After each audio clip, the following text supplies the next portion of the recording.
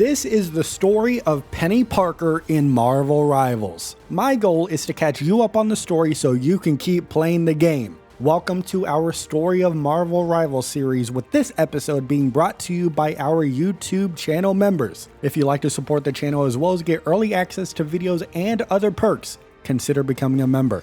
With that, I welcome you to Chapter 1, Tokyo by Night.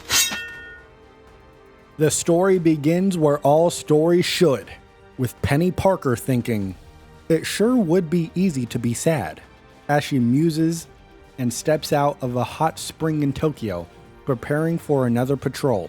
With her parents gone and the world turned upside down due to some guy named Doom scrambling time, the web of life and destiny has been thrown into chaos. As if that wasn't enough, Peni is now stuck in Tokyo, far away from her high school life in New York City. Though she laments missing every high school event in New York for the next forever, she takes solace in one silver lining. At least she gets to skip finals.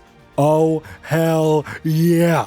Now, despite the upheaval, Peni has found purpose in piloting Spider, her father's mech, and working in his old lab. She recalls the difficult decision to let herself be bitten by a radioactive spider, the necessary step to linking her mind with Spider, and she says it wasn't easy, but she would have done it 100 times over to follow in her father's footsteps. Now, she doesn't just fight for Tokyo, she fights for time and space itself. But lately, something else has been nagging at her. Chronovium. Ever heard of it? It's a strange substance appearing everywhere. It seems important, like crystallized time, but no one has properly explained what it does.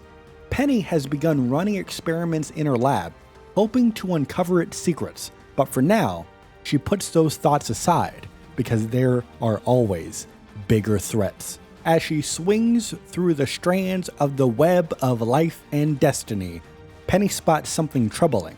A single Doombot flying towards the Nexus. The Master Weaver is too preoccupied to notice the danger, but Peni and Spider react instantly.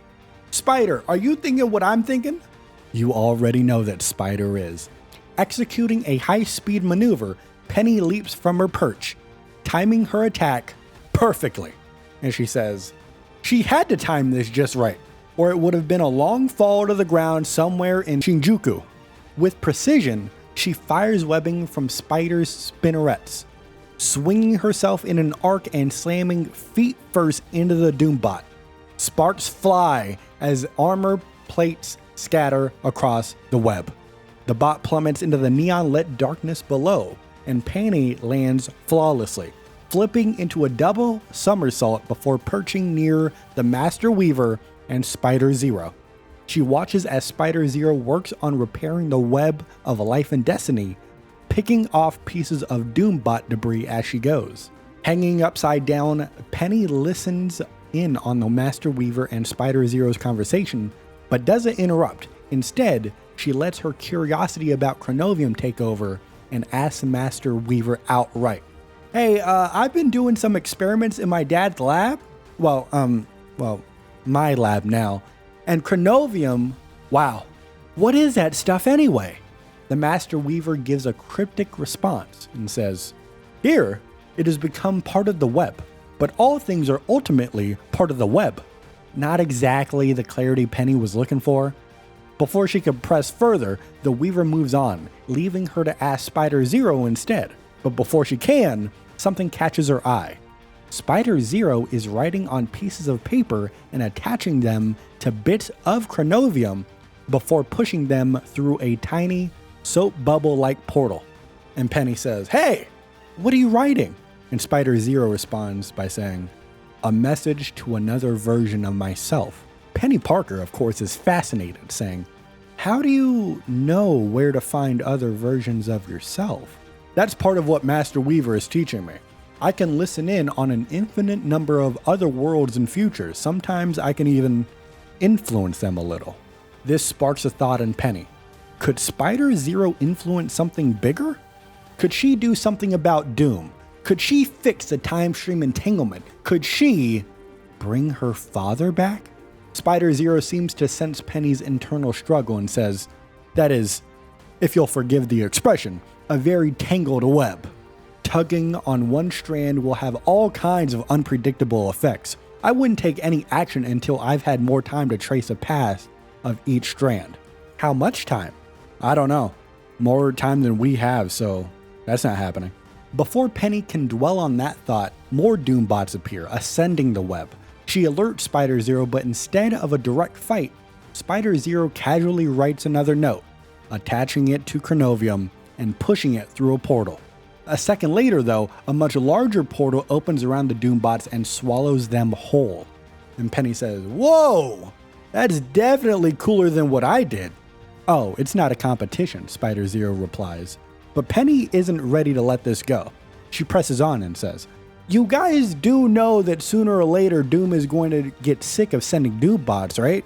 And when he does, he's going to show up to finish the job himself? Wouldn't surprise me. So should we maybe do something about it? What makes you think we aren't? Oh, you sound more and more like the Master Weaver every day, Spider-Zero. And Spider-Zero just smiles and says, he's teaching me a lot. You too, I think. You've grown a lot since you've started protecting the web. Feeling a mix of pride and annoyance, Penny starts composing a theme song for herself in her head.